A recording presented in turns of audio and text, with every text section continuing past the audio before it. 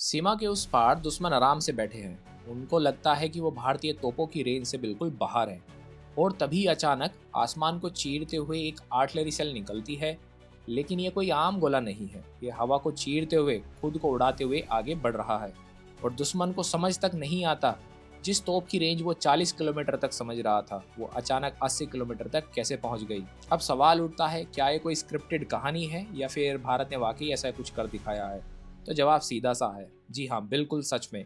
Indian army की technology development board और IIT Madras, इन दोनों ने मिलकर एक रैमजेट असिस्टेड 155 आर्टिलरी सेल के डेवलपमेंट को ऑफिशियली अप्रूवल दे दी है। यानी अब ये सिर्फ कॉन्सेप्ट नहीं, आने वाले समय की एक वॉर रियलिटी है। आज की जंग सिर्फ सैनिकों से नहीं लड़ी जाती, आज की जंग लड़ी जाती है रेंज से, स्पीड से और एक्यूरेसी से। और सबसे बड़ी बात, पहले वार करने की क्षमता से। चाहे चीन की पीएलए हो या पाकिस्तान की आर्टिलरी यूनिट्स, सब लगातार अपनी रेंज बढ़ाने में लगे हुए हैं। और ऐसे में अगर भारत पीछे रहता तो कीमत बहुत भारी हो। अब यहाँ कहानी में आते हैं कि जो हमारे प्रोफेसर हैं आईआईटी मद्रास के, पीए रामाकृष्णा, एक साइंटिस्ट हैं जो लैब में बैठकर सिर्फ एक फार्मूला नहीं लिखते, वो बल्कि बैटलफील्ड की ज़रूरत को भी समझते हैं। उन्होंने साफ साफ बताया, ये रैमजेट सेल लॉन्च के बाद एक्टिवेट होता है। पहले नॉर्मल फायरिंग होती है, फिर हवा को फ्यूल बनाकर रैमजेट इग्निशन होता है। मतलब तोप से निकलते ही कहानी खत्म नहीं होती, असली खेल उसके बाद शुरू होता है। अब जरा पीछे चलिए, कुछ साल पहले कारगिल जैसी परिस्थितियों में भारत को गोला बारूद की भारी कमी झेलनी पड़ी थी। इंपोर्ट्स पर निर्भरता थी, टाइम डिले था, ग्लोबली प्रेशर बना हुआ था। और युद्ध में ये तीनों चीज मौत का कारण बन सकती है। इसलिए भारत ने तय किया है, आत्मनिर्भर बनना है। रैमजेट सेल सिर्फ वेपन नहीं, एक लेसन लर्निंग है। अब ये सेल इतना खास क्यों है, अब थोड़ा ध्यान से सुनिए। एक नॉर्मल 155 सेल लगभग 30 से 40 किलोमीटर तक जाता है, लेकिन ये रैमजेट असिस्टेड सेल 60 से 80 किलोमीटर तक पहुंच चुका है, वो भी ट्रायल के अंदर, वो भी एग्जिस्टिंग गन से, बिना नई तोप खरीदे।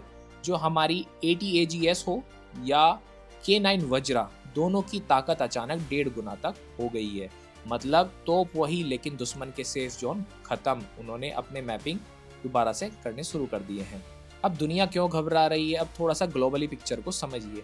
अभी तक यूएस, फ्रांस और कुछ नाटो कंट्रीज सिर्फ एक्सपेरिमेंटल लेवल पर थी, लेकिन अगर भारत इसे ऑपरेशनल बना देता है तो भारत वाकई में ही पहला देश बन जाएगा जिसने रैमजेट आर्टिलरी सेल को एक्चुअल डिप्लॉयमेंट में डाल दिया है। चीन की वेस्टर्न थ्रस्ट कमांड या चाहे पाकिस्तान की फॉरवर्ड आर्टिलरी, सबको अपनी प्लानिंग फिर से करनी पड़ेगी। वैसे एक्सपर्ट्स का मानना है, अगले 3 से 5 साल में ये सेल मास प्रोडक्शन में जाएगी।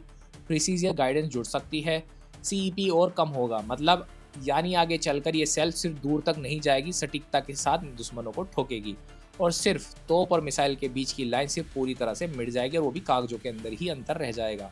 अब जरा भावनात्मक होकर सोचिए, यह सिर्फ एक हथियार नहीं है, यह है इंडियन साइंटिस्ट की मेहनत, इंडियन आर्मी की जरूरत और इंडिया की स्ट्रेटेजिक थिंकिंग।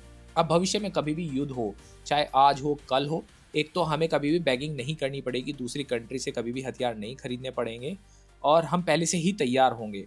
अब दुनिया के सामने दो विकल्प हैं, दुश्मन भारत की नई कैपेबिलिटी को स्वीकार करे और तनाव कम रखे, या फिर इसे अंडरस्टिमेट करे और फिर बैटलफील्ड में भारी कीमत चुकाए।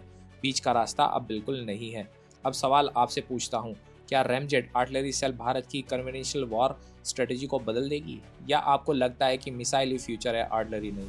कमेंट में अपनी हॉनेस्ट एनालिसिस लिखिए, बेस्ट एनालिसिस को मैं हार्ट प्लस पिन करूँगा। अगर आपको ये वीडियो पसंद आया हो तो लाइक करिए, चैनल को सब्सक्राइब करना मत भूलिए। जय हिंद, जय श्री राम।